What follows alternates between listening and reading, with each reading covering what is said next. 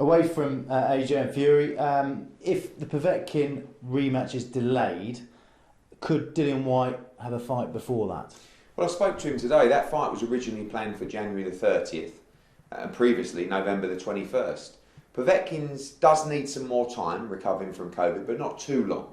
We expect him to have around a 4-week delay. When I conveyed that news to Dillian Whyte, it didn't go down very well, as you can imagine. And the first question was, well, who else can we fight? You know, can we fight Ortiz? Can we fight Wilder? Can we fight Ruiz? And the answer was, yes, all of those would be fantastic. But he does want more than anything to avenge the defeat that he suffered at the hands of Alexander Povetkin. And that's really what's on his mind. So I've sort of said to him, look, for the sake of 3 or 4 weeks, I really think you should wait.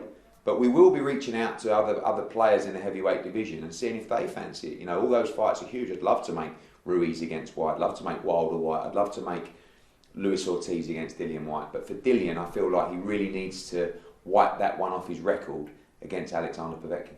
What about Chisora? What next for him, do you think? Well, he's always ready. You know, he's ready to jump in any fight. I mean, it's another name to potentially throw in the mix for Dillian Whyte if the Povetkin fight is delayed.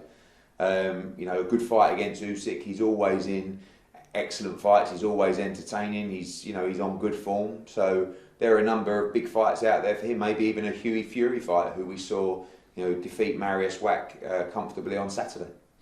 And Callum Smith challenges Canelo Alvarez this weekend. Could this be one of the biggest wins in British boxing history, if you can put it? Yeah, I mean, Canelo is fantastic. I mean, you go almost.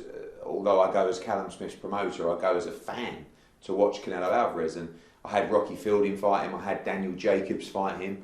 And unfortunately, both come up short. And he said to me after the Jacobs fight, "Who have you got next for me?" Well, the answer is, we've got the best super middleweight in the world. And this is really a battle of the number one pound for pound fighter in the world against the number one super middleweight in the world. Callum has a great size advantage. He punches very hard. He has a great reach advantage. But he is in with, as I said, the pound for pound number one in the sport. At the moment, both guys probably can't look you in the eye and tell you they've had an ideal camp. I mean, the fight was made on 4 weeks' notice, even though both guys have been training well beyond that.